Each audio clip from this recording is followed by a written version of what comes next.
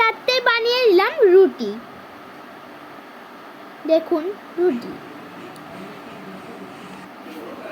নুন দিয়ে দিবেন, তারপরে সামান্য নুন, তারপরে জল, সামান্য জল দিয়ে দিবেন, দিয়ে ভালো করে মিক্স করে দিবেন।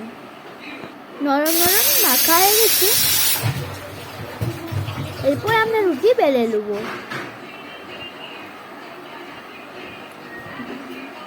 এরপর দেখুন কত সুন্দর সুন্দর ফুললো।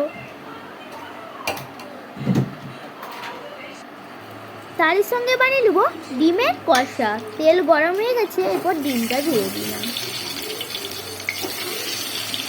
হাঁসের ডিম, জানেন তো আমি মুরগি ডিম খাই না, সেজন্য হাঁসের ডিম। আলু একটু কষা কষা করে ভেজে দিলাম। ভাজা হয়ে গেছে, এরপর আমরা তুলে নেব। তারপরে সামান্য দিয়ে দিবেন চিনি,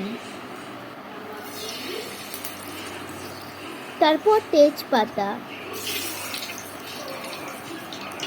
তারপরে একটু নেড়ে নেবেন। মশলা দিয়ে দিলাম আদা রসুন পেঁয়াজ, তারপর সামান্য নুন মিক্স করে নেবেন। তারপরে হলুদ গুঁড়া, লঙ্কা গুঁড়া। দেখুন কষা হয়ে গেছে। আপনারা জানেন তো আমি চা ছাড়া খেতে পারি না, আমি চা দিয়ে খাচ্ছি। এইটা আমার দিদুনের রেসিপি, আমি দিদুনের কাছে শিখেছি। দারুণ খেতে, কিন্তু আমাকে না হেব্বি লাগলো, দারুণ। Bye bye.